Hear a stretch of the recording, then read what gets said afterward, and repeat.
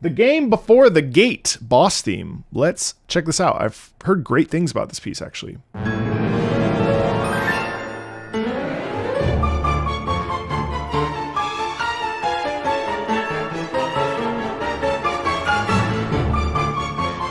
Wow.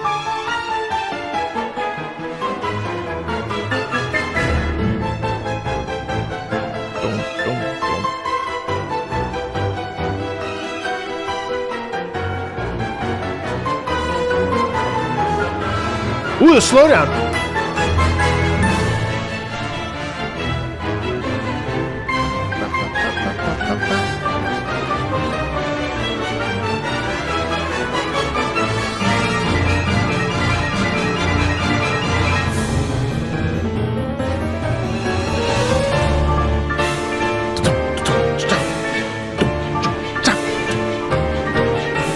Oh, I love that.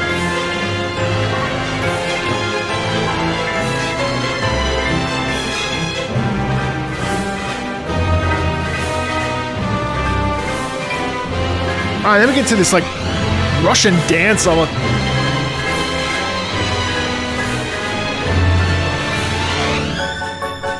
Wow, sharp string sustain. You know, wait. Right there is a prime example. So this oscillates between playful and super deadly. And I actually love that juxtaposition because you get one part like where we just stop. You get that.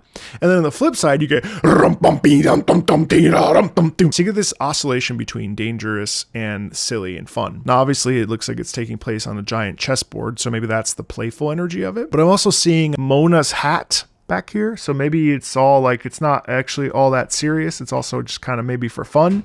And obviously I wouldn't say that the stakes are really high, but one of the most incredible things is really the piano playing. And I grew up with listening to a lot of piano, a lot of Liszt, a lot of Chopin. And so whenever I hear this this reminds me very much of Liszt's Hungarian Rhapsody No. 2.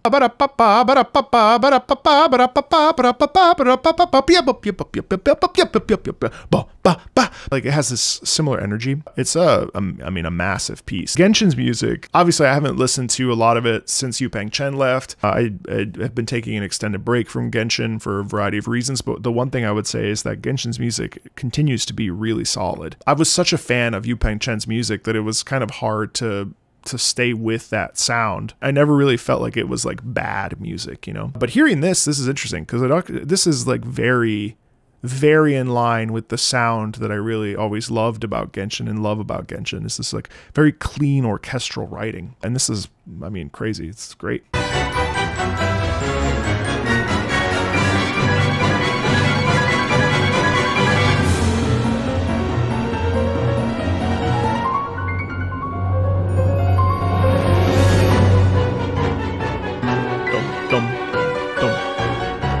You also feel weight and size in the left hand of the piano. Dum dum dum dum dum, like all that.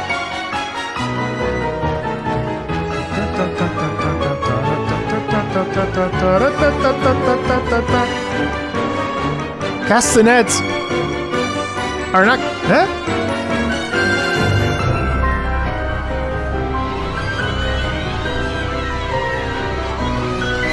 Like you hear how that's like intertwined with like some sort of magic in there because it's intertwined with it. Almost sounds like Nightmare Before Christmas. There's Danny Elfman for sure. In between that, you get this real like toil, spirit and bubble. You know what I mean? Like that's the sound. Just the strings like sliding up and down. And then we get staccato here. Doubles in size. Phase 2. Phase 2.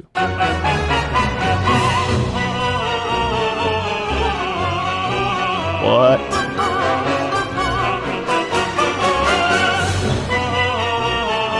Boom, bum, bum, bum.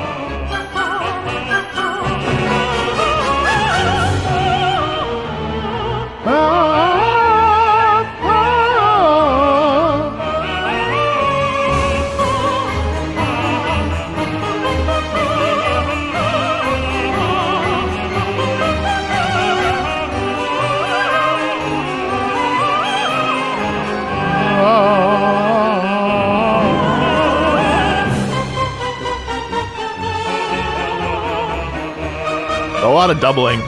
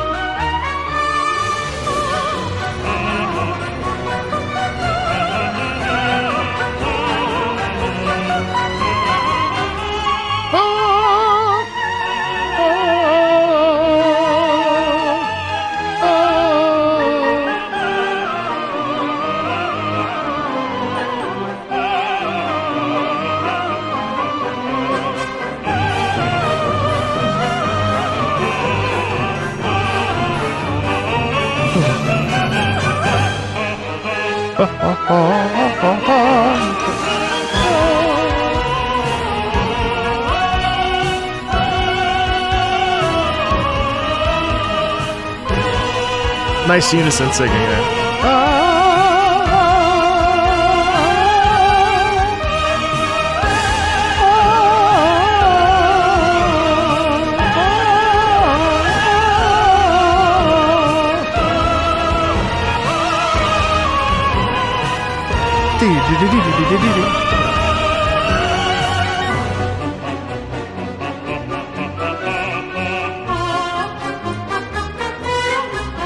Actually, this little corner is worth talking about. I mean, I have thoughts, but what I find really funny here is that this is basically laughter. And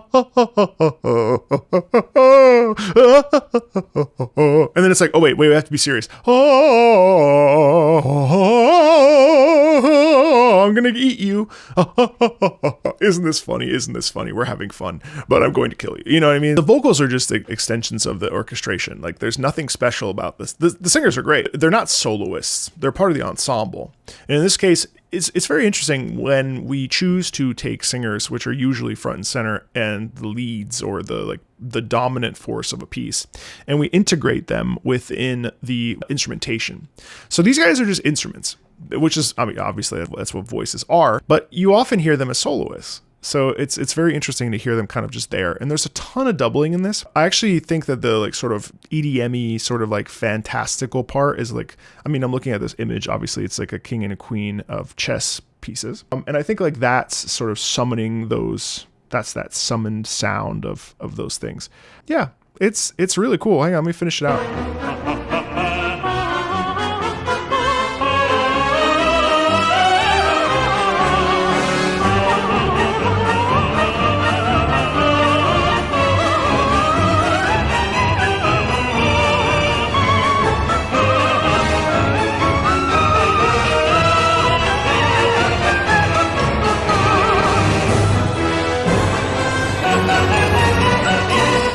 Yeah, lovely. I mean, what a great little piece. And I think, again, this not only does it show the chops of Genshin's compositional team, but it also showcases how cool opera can be and how we can elevate a piece of music, even though that piece was great all by itself. But having the vocals in there sort of adds another wrinkle that I think is really satisfying to listen to, don't you think? I mean, it's so much fun because we add the vocals. And it also, there's a human flair to it too, where it's also really interesting to hear humans create